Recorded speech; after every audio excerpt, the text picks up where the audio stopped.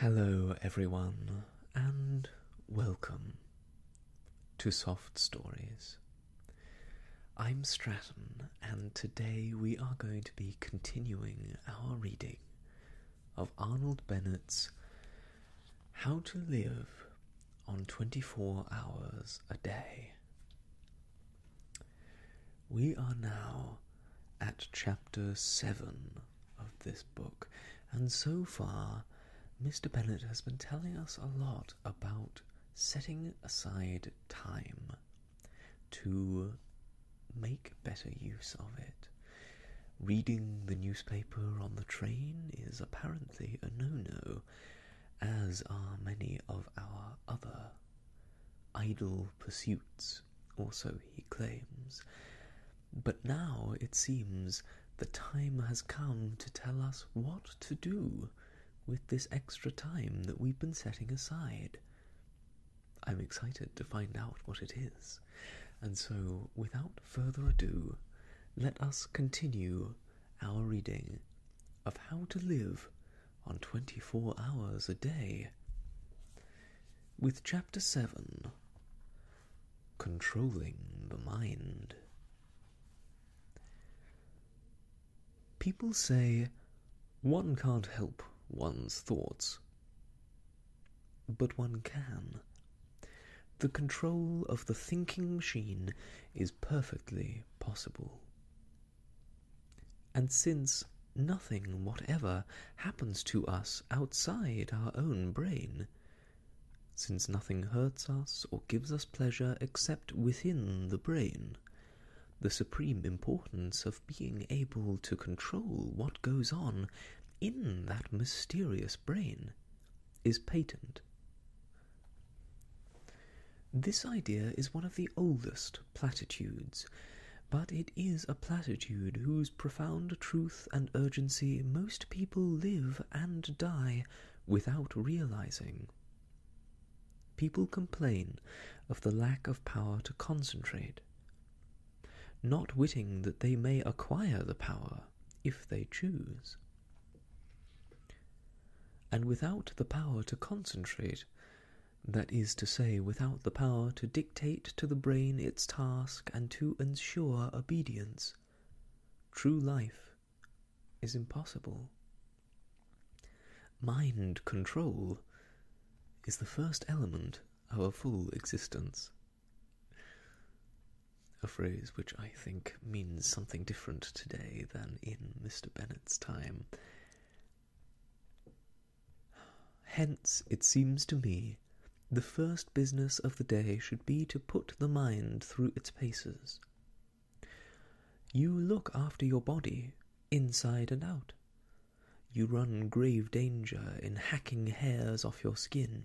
You employ a whole army of individuals, from the milkman to the pig killer, to enable you to bribe your stomach into decent behaviour. Why not devote a little attention to the far more delicate machinery of the mind, especially as you will require no extraneous aid? It is for this portion of the art and craft of living that I have reserved the time, from the moment of quitting your door to the moment of arriving at your office. What?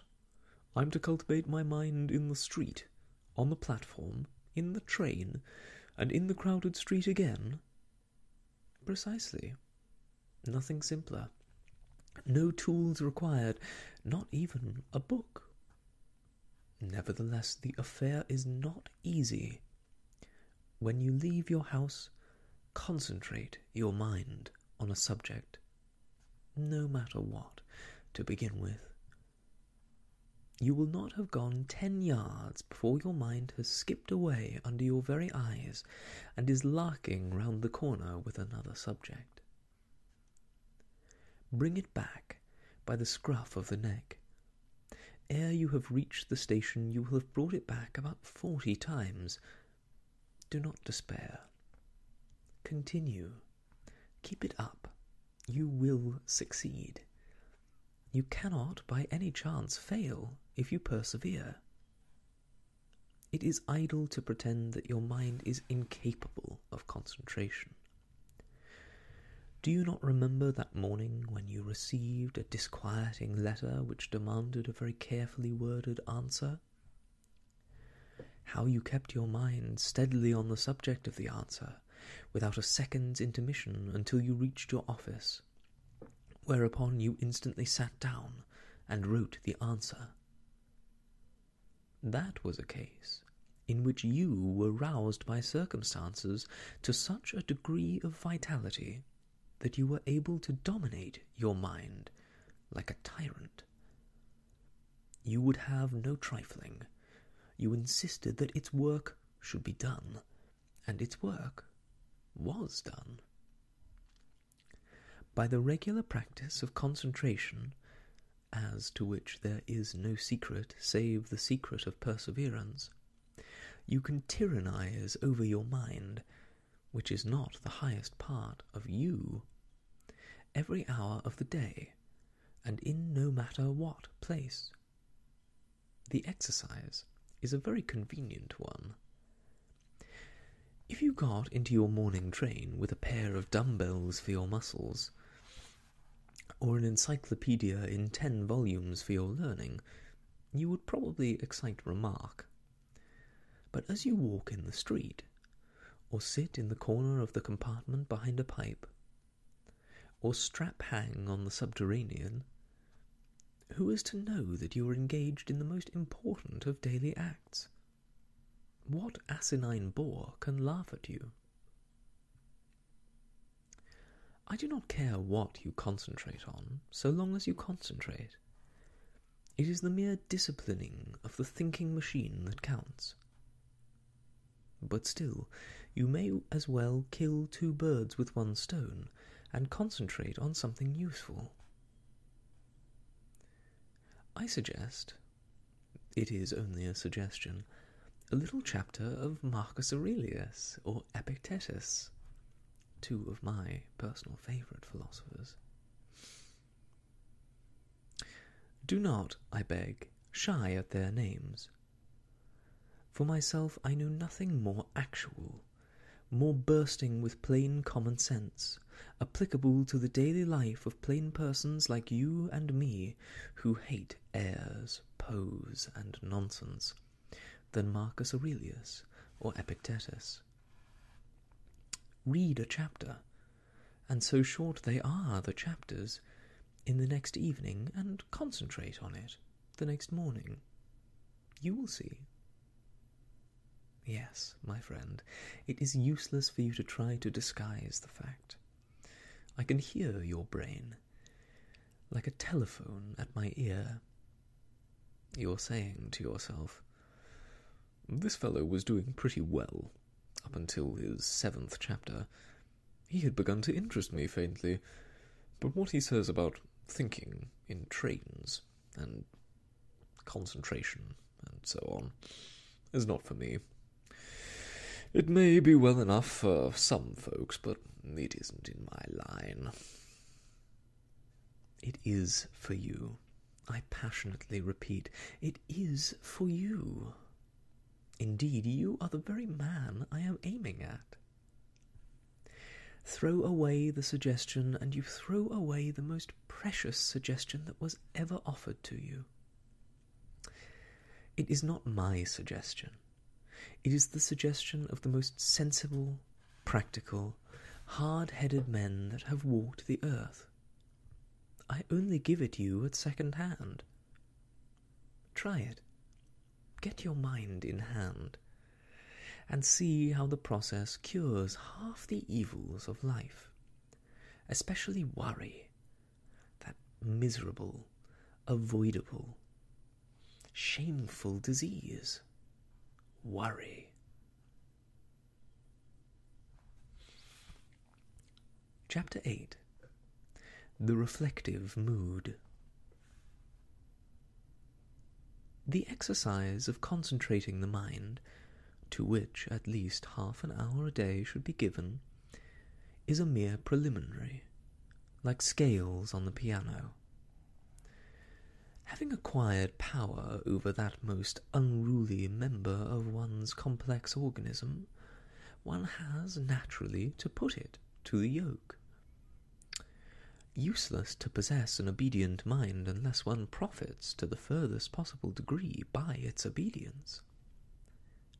A prolonged primary course of study is indicated.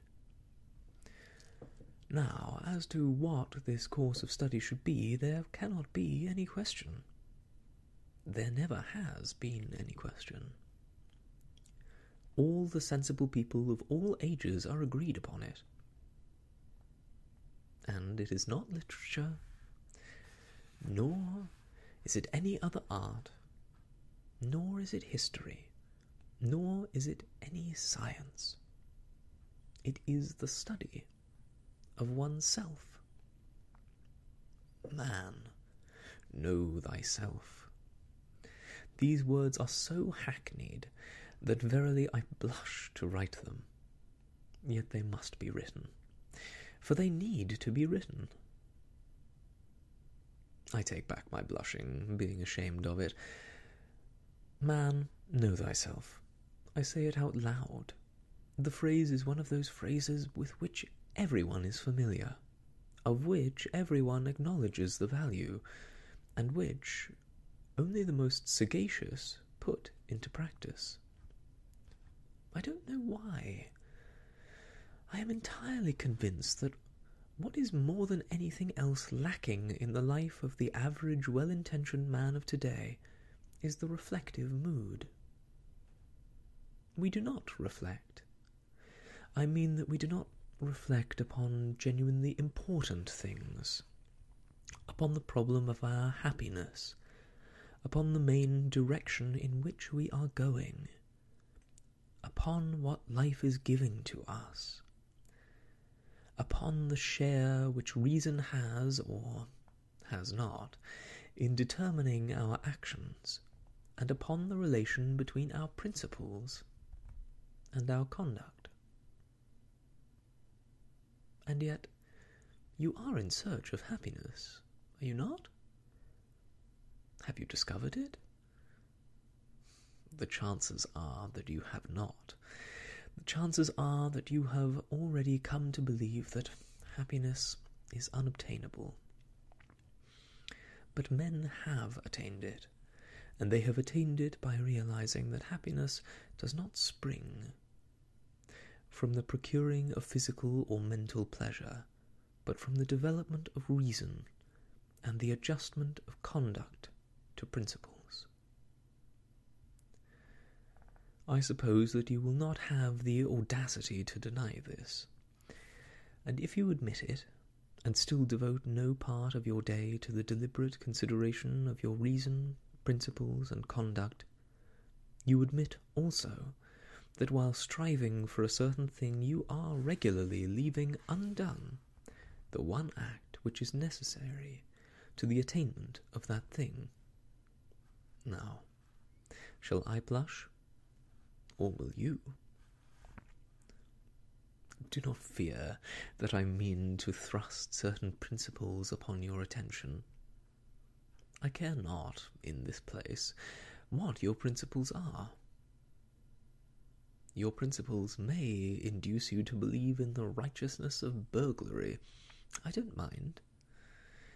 All I urge is that a life in which conduct does not fairly well accord with principles is a silly life, and that conduct can only be made to accord with principles by means of daily examination, reflection, and resolution.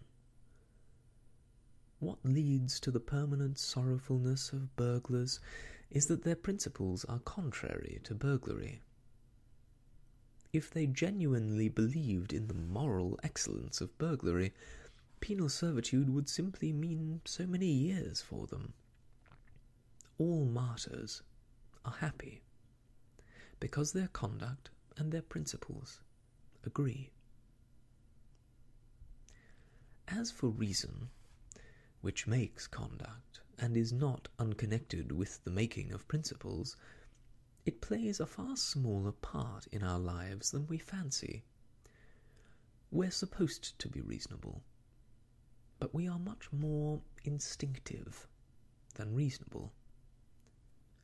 And the less we reflect, the less reasonable we shall be.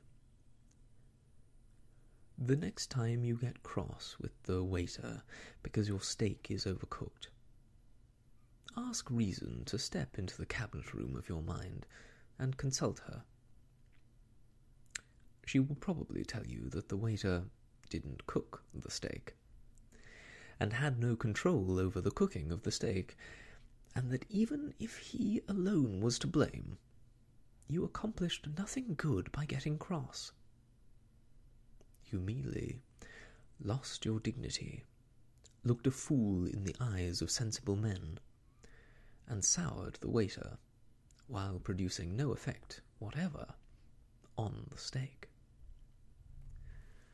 The result of this consultation with reason, for which she makes no charge, will be that when once more your steak is overcooked, you will treat the waiter as a fellow creature, remain quite calm in a kindly spirit, and politely insist on having a fresh steak.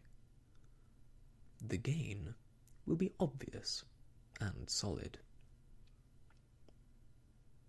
In the formation or modification of principles and the practice of conduct, much help can be derived from printed books, issued at 6d. each and upwards. I mentioned in my last chapter Marcus Aurelius and Epictetus. Certain even more widely known works will occur at once to the memory.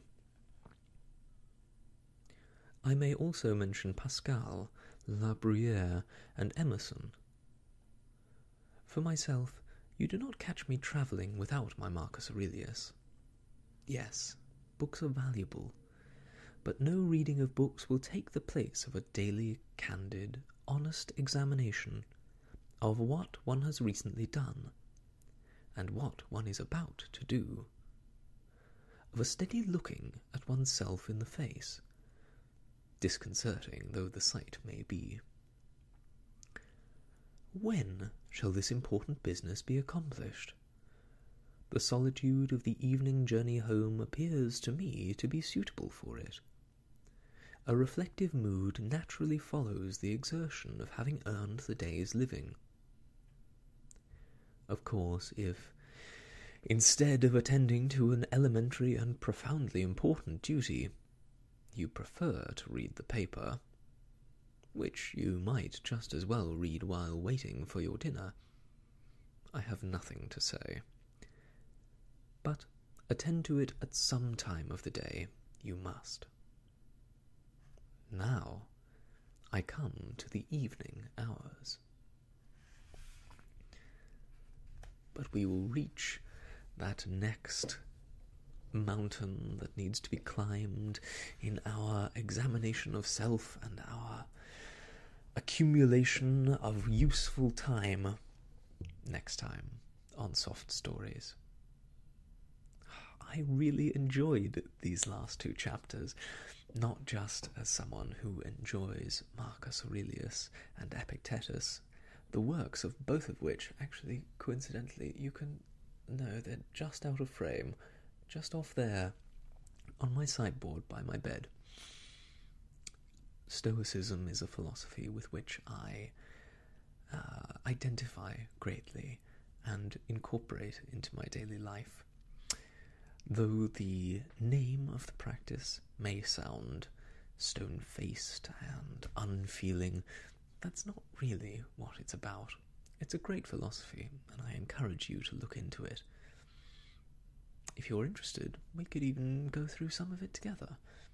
I'd love to do that with you.